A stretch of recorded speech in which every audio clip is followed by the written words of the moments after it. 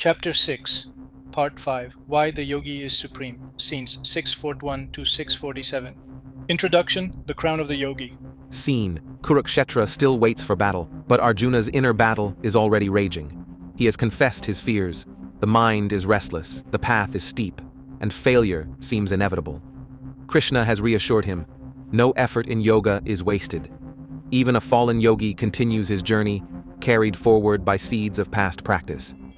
Now, as the chapter draws to its climax, Krishna reveals why the yogi is supreme.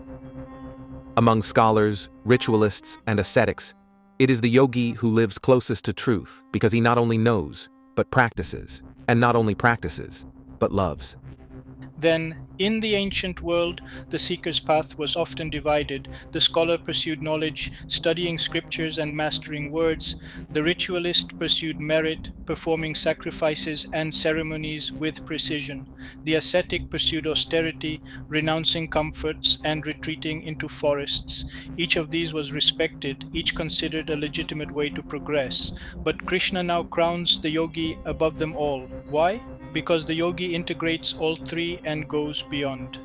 He lives knowledge through practice, he makes life itself a sacrifice, and he renounces ego even while engaged in action. Above all, the yogi cultivates devotion bhakti. He does not just discipline his mind, he fills his heart with love for the divine.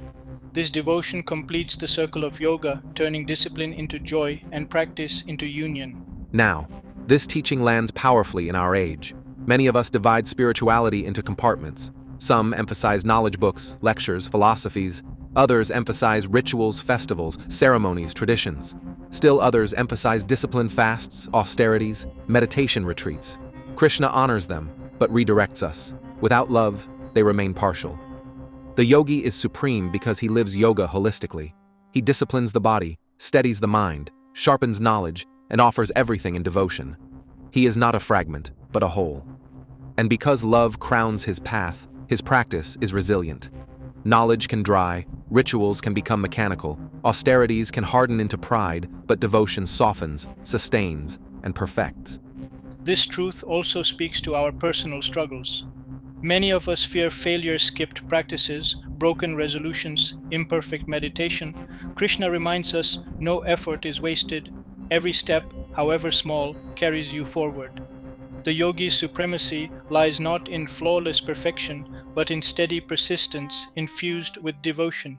He brings the mind back again and again, but with love, not frustration. His failures become lessons, his discipline becomes joy, his path becomes companionship with the divine. Focus. The crown of chapter 6 is this: the yogi is supreme because he practices steadily, perseveres through failure, and crowns it all with devotion. Practice plus bhakti is greater than theory. This is why Krishna calls the yogi highest among seekers. Scene 641, The Fortunate Birth of the Fallen Yogi. Scene: Krishna explains, the fallen yogi is reborn in a pure and prosperous family, or even in a family of wise yogis. Such a birth is very rare and hard to obtain. Then, Krishna comforts Arjuna by painting the future of one who strives but stumbles. The fallen yogi is not punished but blessed. He is born again into conditions that support his growth, either in a prosperous family where resources provide stability, or in a family of yogis where wisdom is the inheritance. Either way, his journey continues from where he left off. This is radical hope. Effort never vanishes, it only carries forward. For Arjuna, this removes fear. Even if he falters, his striving will bless future lives. The divine is not a judge with a stick, but a guide who ensures progress. Now, this is liberating for us. Many fear wasted effort. We worry, if I stop practicing, if I stumble, will it all be lost? Krishna says no. Every prayer, every meditation, every act of selflessness plants a seed. Even if practice breaks, the seed sprouts later, perhaps in supportive family, perhaps in inner inclination toward wisdom. Life itself becomes a continuum of growth, not a fragile test you can fail once. This vision turns spirituality from pressure into trust. Effort is honored, persistence is rewarded, and failure is only a pause. Focus. No yogi's effort is lost. Even if you stumble, seeds of practice ensure your rebirth in conditions that carry you forward. Trust, the journey progress is permanent. Scene 642, the birth of wisdom. Seen, Krishna says, or he is born into a family of wise yogis. Such a birth, truly, is the most rare in this world. Then Krishna deepens the assurance. Beyond prosperity, the fallen yogi may be born into a family already devoted to wisdom. Such a birth is priceless, for the child grows surrounded by guidance, values, and practices that nourish the spirit. For Arjuna, this means that even if effort falters, destiny carries the yogi into circles where growth continues naturally. The rarest fortune is not wealth, but wisdom as inheritance. Now, this vision is striking for us today. We often measure fortune in money or status, but Krishna shifts the measure. True fortune is to grow up surrounded by wisdom parents who live dharma, teachers who embody clarity, communities that nurture truth. Some may feel envious of such rare births, but Krishna's point is encouragement. Even fallen efforts accumulate toward this rare chance. Every act of practice today may shape the womb of tomorrow.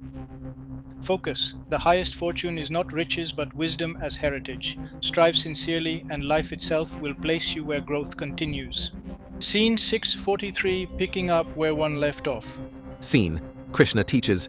There he regains the knowledge from his former body and strives further for perfection. O joy of the Kurus. Then, here Krishna assures Arjuna that effort is cumulative. The yogi's practice does not reset at birth. Knowledge and inclination reawaken naturally, like seeds sprouting when conditions are right. A child may show early wisdom, love for meditation, or natural attraction to truth. This is the carryover of past effort. For Arjuna, this relieves fear. Even if he falters, his journey will not restart from zero. The soul's practice is never erased. Now, this comforts us too. Many of us struggle with progress, starting and stopping. Krishna says, do not worry. Whatever you practice, however imperfectly, stays with you. Even if forgotten in this life, it re-emerges later.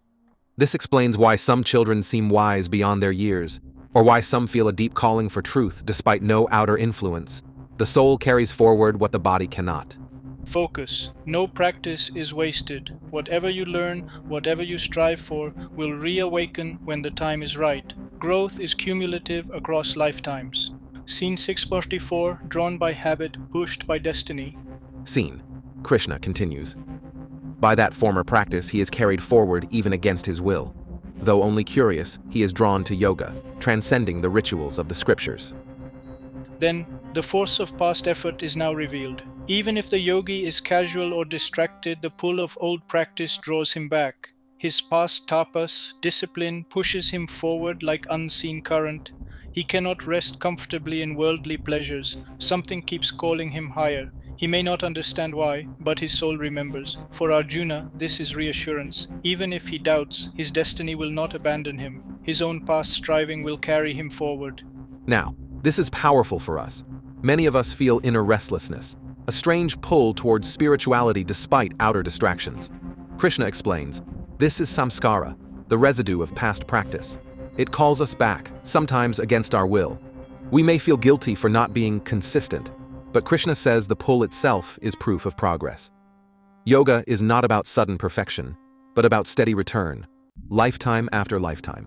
Focus, trust the pull of your soul. Past practice carries you even when effort wavers. Destiny itself draws you back to yoga. Scene 6.45, perfection through many lives. Scene, Krishna concludes this reassurance. Striving with effort, the yogi, purified of sins and perfected through many births, reaches the highest goal. Then, the long arc of destiny is revealed. No single life need carry the burden of perfection. Through many births, the yogi continues, purified step by step. Each effort, each lesson accumulates. At last, perfection comes not through rush, but through persistence across lifetimes. For Arjuna, this dissolves the fear of failure. Even if he falters, his soul continues the journey destined for liberation. The highest goal is certain for the sincere. Now, this vision frees us from pressure. Modern culture demands quick success. Krishna offers a larger horizon. Growth is not judged by one lifetime, but by the soul's journey across many. This does not excuse laziness, it inspires persistence. Every effort matters, every birth builds, and liberation is assured for the sincere. Even small acts of yoga are steps in eternity. Focus. Trust the long journey. Many births may be needed, but every step purifies. The sincere yogi is destined for liberation. Scene 646. The yogi surpasses all. Scene. Krishna proclaims, "The yogi is greater than the ascetic, greater than the scholar, greater than the ritualist. Therefore, O Arjuna, become a yogi." Then, the hierarchy of seekers is clarified. Ascetics renounce pleasures, but may cling to pride. Scholars accumulate knowledge, but may lack transformation. Ritualists perform ceremonies, but may remain bound by form. The yogi surpasses all, because he integrates action, knowledge, and devotion, crowned by direct experience. For Arjuna, this is decisive. The path is not in running away, in endless study, or in external ritual. The path is in yoga uniting body, mind, spirit, and devotion in life itself. Now, this truth shakes us awake. Many of us admire ascetics, scholars, or ritualists, believing them closer to truth. But Krishna lifts yoga above all. The yogi is not one who escapes life, but one who lives in union with truth amidst life. A mother raising children selflessly is yogi. A worker serving with integrity is yogi. A leader leading without ego is yogi. The greatness is not in external badge, but in inner union. Focus. Choose yoga. It is higher than asceticism, higher than scholarship, higher than ritual. Live union, not appearances. Scene 647. The Supreme Yogi devoted with love. Scene, Krishna concludes, "Of all yogis, he who worships me with faith, whose inner self is absorbed in me, who devotes himself to me with love, is considered by me the highest yogi." Then the chapter ends with a crown. The Supreme Yogi is not just disciplined, not just wise, not just detached. He is devoted. His heart is filled with Bhakti, love for Krishna, love for the divine. Knowledge sharpens, rituals purify, discipline steadies, but love perfects. This yogi offers everything to Krishna, lives in him, and finds his joy in him. For Arjuna, this is ultimate reassurance. He does not need to become abstract sage or remote ascetic. By fighting his dharma with love for Krishna, he becomes the highest yogi. Now, this truth is timeless. In our world, knowledge can dry, rituals can become empty, and discipline can turn harsh. But love transforms everything. When devotion crowns practice, even simple acts glow with meaning. Cooking a meal, working a job, caring for family, all become yoga when done in love for the divine. Bhakti makes life tender, joyful, and resilient. The Supreme Yogi is not far away in caves, he is among us, living with love. Focus. The greatest yogi is the one who practices with love. Bhakti crowns discipline, devotion completes yoga, love makes union supreme. Closing summary why the yogi is supreme. Scene. Kurukshetra waits for war, but Arjuna's heart has already been transformed. His doubts about failure, his fears of the restless mind, and his worries about wasted effort have been answered. Krishna now crowns the yogi as supreme among seekers, revealing why this path surpasses all others. Then, the journey of the fallen yogi is not one of loss, but of grace. Even if he stumbles, he is reborn into fortunate conditions, prosperous homes, or families of wisdom. Scenes 641-642. He picks up where he left off, regaining knowledge and continuing the path naturally. Scene 643. Past effort pulls him forward, even against his will, for destiny carries the yogi onward. Scene 644. Through many births, purified step by step, he reaches perfection. Scene 645. Krishna then sets the yogi above all. He is greater than the ascetic who only renounces, greater than the scholar who only knows, greater than the ritualist who only performs. Scene 646. Why? Because he integrates all these action, knowledge, devotion into a living union. And finally, Krishna crowns Bhakti as the highest. The yogi who practices with devotion, who lives in love for Krishna, is supreme among all. Scene 647. For Arjuna, this is liberation. He need not renounce the world, bury himself in study, or cling to rituals. By fulfilling his dharma with love for Krishna, he becomes supreme yogi. The battlefield itself can be his temple, his bow an offering, his fight an act of devotion. Now, this wisdom breathes life into our modern struggles. Many of us divide spirituality knowledge here, rituals there, meditation elsewhere. Krishna dissolves these divisions. The yogi is supreme because he unites. He works, but without ego. He learns, but without pride. He practices, but without hardness. Above all, he loves, and love makes his path unshakable. This also reshapes how we view failure. In our culture, failure feels final, shameful. Krishna replaces shame with assurance. No effort is wasted. Every prayer, every meditation, every act of sincerity plants seeds that sprout, if not now, then later. Progress is eternal because the soul itself is eternal. The yogi never perishes. And Krishna's final touch is intimate. The supreme yogi is not distant sage, but loving devotee. This means spirituality is not reserved for elite renunciates. It belongs to anyone who loves sincerely, who works with integrity, who offers heart to the divine. A mother, a teacher, a worker, a leader, all can be supreme yogis when they live with devotion. Focus, the heart of Chapter 6. Part 5 is clear. The yogi is supreme because he integrates discipline, knowledge, and action and crowns them all with devotion. No effort is wasted. Every sincere act carries forward. Practice plus bhakti is greater than theory. Love makes yoga complete. Be that yogi steadfast in effort, gentle in return, and overflowing with devotion.